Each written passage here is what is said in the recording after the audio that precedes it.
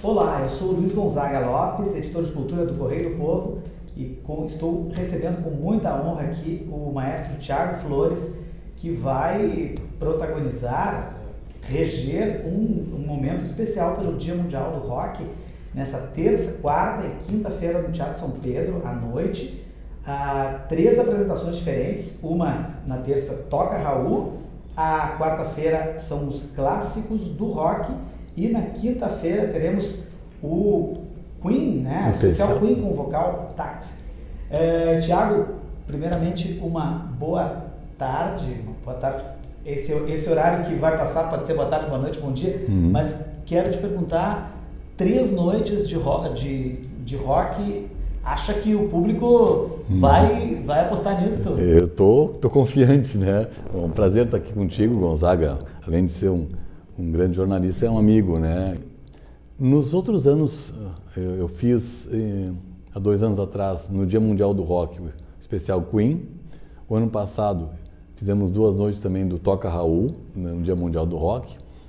E esse ano nós vamos ousar, né? Assim, primeiro, em termos de público, né? Fazer 3 dias seguidos, mas também para a orquestra e para os artistas, para a orquestra principalmente, porque são 3 shows diferentes, um dia após o outro. Tem que programar ensaios com antecedência na semana anterior, tem que planejar isso muito bem para acontecer. É muito raro uma orquestra fazer 3 repertórios diferentes, né, em 3 dias seguidos, né? Aliás, é bastante raro isso, né? E a gente ousou, e claro, porque a gente tem um repertório, mas esse repertório mais ou menos pronto, bastava alguns ensaios para deixar ele tinindo, assim, né?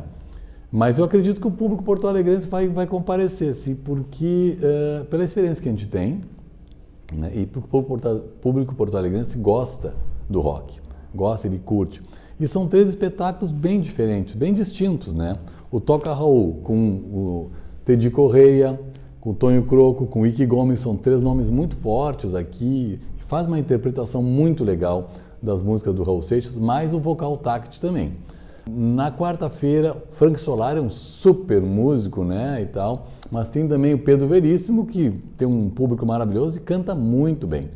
E na quinta-feira, o especial Queen, que a gente fez foi grande sucesso. Meu vocal táctil é um grupo muito afinado, muito alinhado com esse repertório, e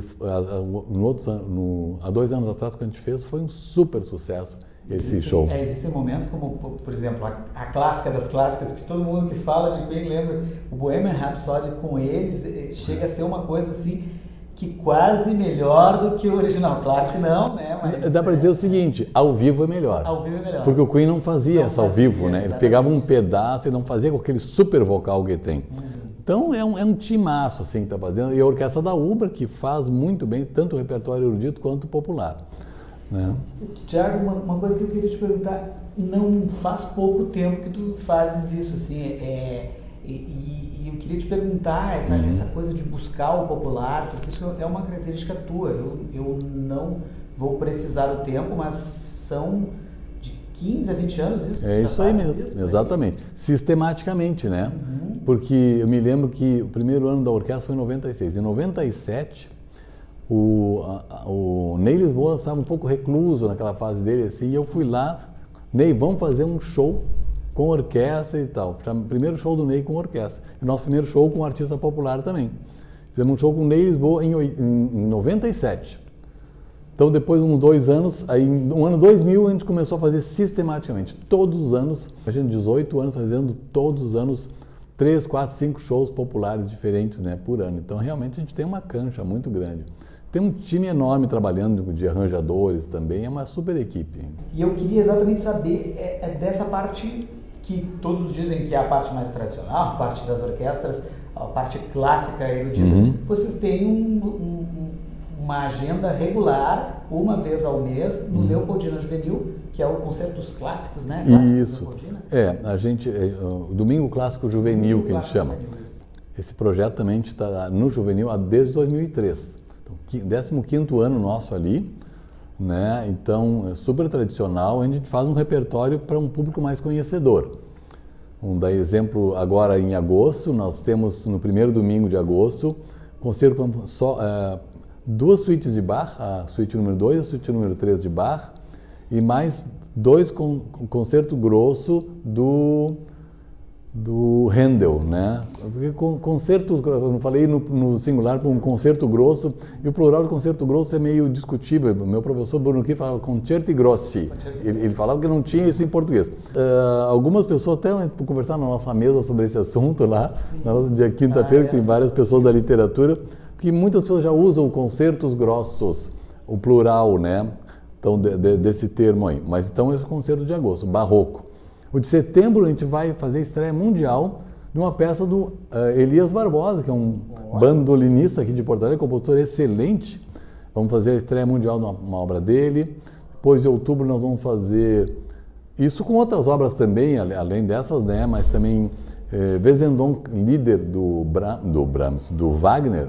E em novembro, uma solista francesa tocando harpa, né? Que é a esposa do Aurélio, né, que vai tocar guitarra também no show, então vai ter Debussy, vai ter um repertório muito legal. Então, esses concertos do Vinho Clássico, a gente pega um repertório que vai realmente do barroco, bastante clássico, romântico, século XX, contemporâneo, e a gente tem muito carinho por essa série de concertos, porque ali é onde vai o desafio para a orquestra mesmo, né?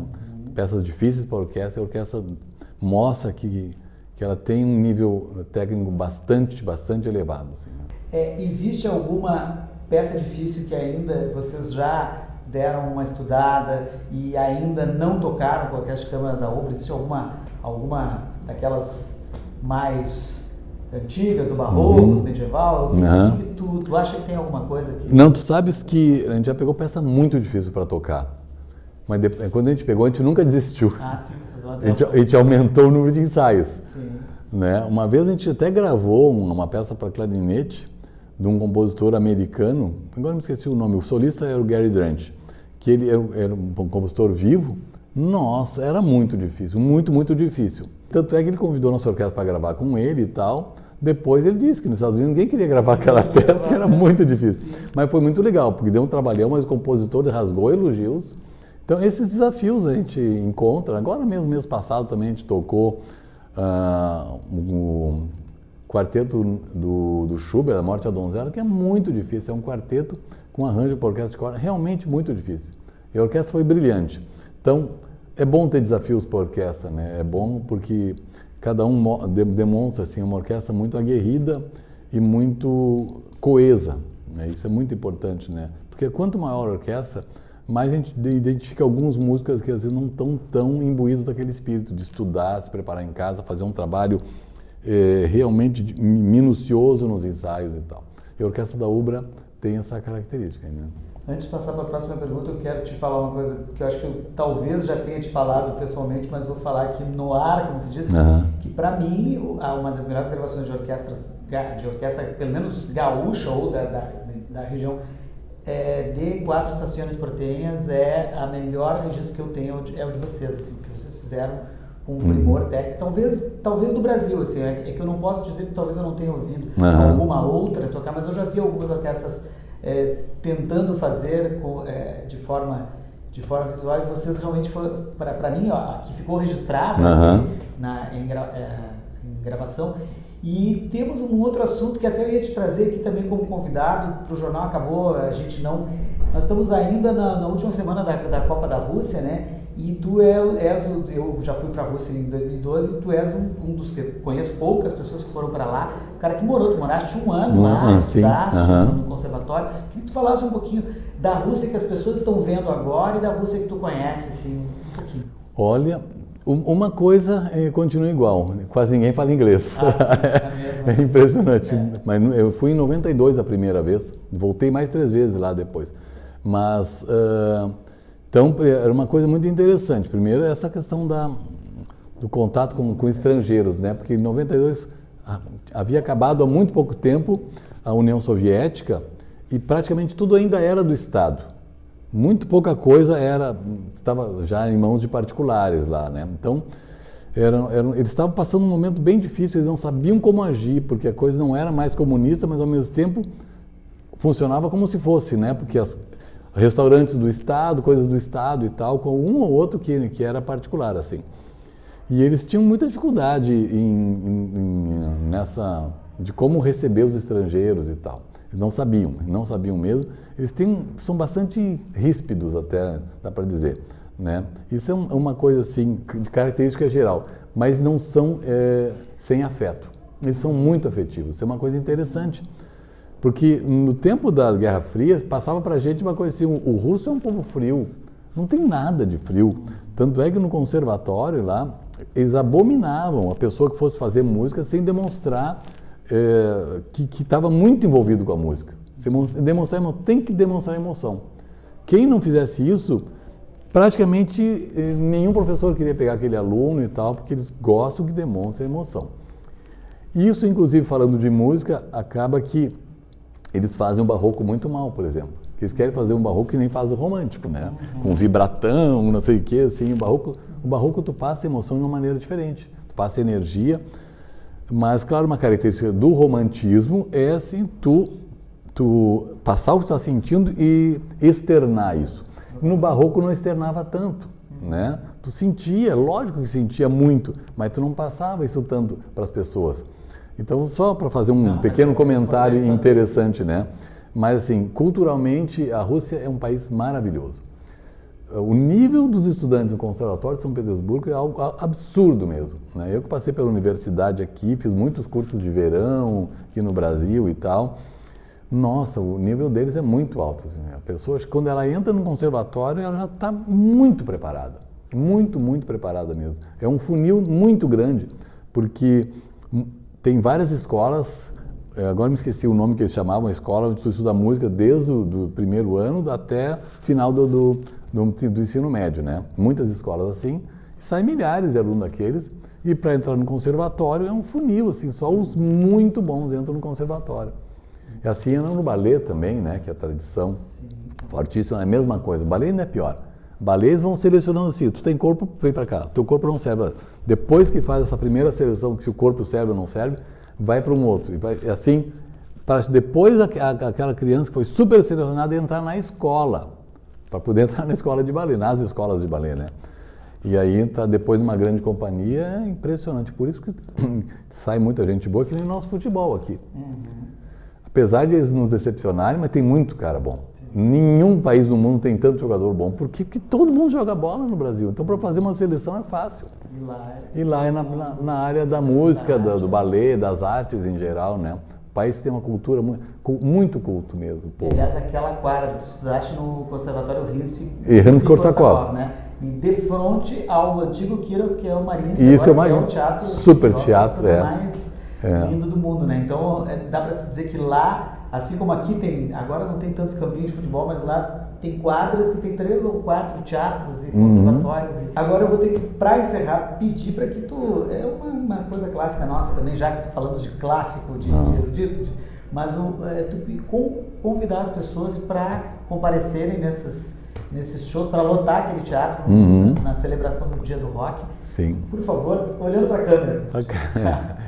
Então, quero convidar os amigos aqui de Porto Alegre, colegas e, em geral, pessoas que estão acostumadas a assistir os concertos da Orquestra da Ubra, que prestigiem. Amanhã nós temos a Orquestra da Ubra Toca Raul, com Tedi Correia, Tonho Croco, Ike Gomes e vocal táctil, mais Ângelo Primon na guitarra e Marquinhos Fê na bateria. Baita show com 17 das melhores músicas do Raul Seixas. Quarta-feira, clássicos do rock, com Frank Solari na guitarra e convidados Pedro Veríssimo, Clarice Tiefenteller, Lima e mais um vocal espetacular também. E quinta-feira, especial Queen, Orquestra da Ubra, Ângelo Primon, Lucas Quino na bateria e vocal táctil. Baita show com uma das maiores bandas, uma das bandas que eu sou realmente fã era o Queen, e tenho certeza absoluta que quem for nesses concertos vai amar. E eu queria agradecer a todos por essa audiência e dizer que o Thiago Flores, não é por estar na presença dele, mas os concertos, quem ainda não viu, quem vai ir quem já viu, gosta, é um maestro que fala daquilo que ele falou lá na Rússia, do envolvimento. É um maestro que se envolve, jamais vai ver frieza do maestro, é um maestro que se envolve, que está presente é uma vibração 24 horas nos ensaios. Eu já acompanhei ensaios, já acompanhei apresentações, acompanhei bate-papo. Então, também quero convidar vocês, Dia do Rock, 3 celebrações no Teatro São Pedro, terça, quarta e quinta, 21 horas. Compareçam. Até lá!